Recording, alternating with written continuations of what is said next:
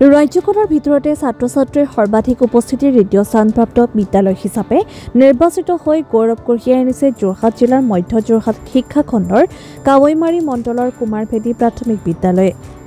বিদ্যালয়খনৰ প্ৰধান শিক্ষক দিগন্ত চাংমাই ৰাজ্য চৰকাৰৰ শিক্ষা বিভাগৰ পৰা শিক্ষক দিৱসৰ দিনটোত গ্ৰহণ কৰিছে এই বঁটা।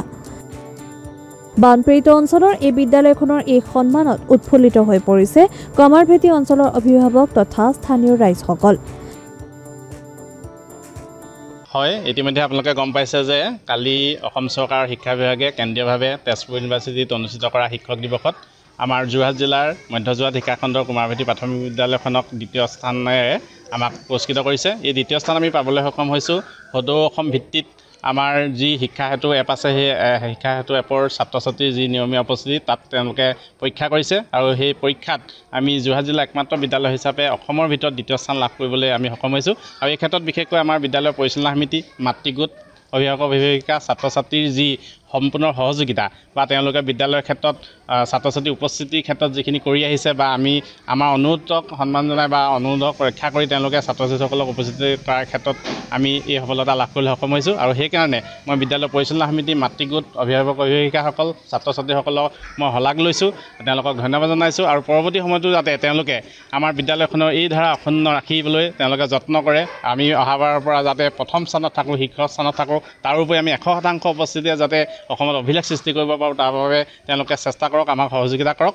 আৰু আমি প্ৰতি মাহৰ যি আমাৰ মাহেকীয়া সভা হয়, সেই মাহেকীয়া সভাত আমি উপস্থিতিৰ কথাটো প্ৰত্যেক মুহূৰ্ততে অনুষ্ঠিত কৰোঁ, আমি আলোচনা কৰোঁ। তাৰোপৰি আমাৰ পাতৰ সভাত ছাত্ৰ ছাত্ৰীসকলক বুজাই দিওঁ, অভিভাৱকসকলক আমি বুজাই দিওঁ।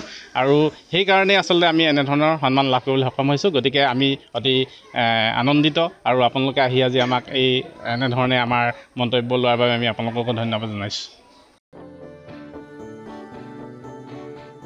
টিয়কৰ পৰা Gaurishankar Bharali report, NJ media.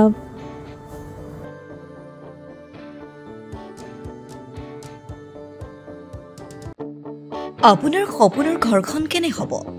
আপোনাৰ সন্তান আৰু আপোনজনৰ সৈতে কেনেদৰে কটাব আপোনাৰ আজৰি সময়?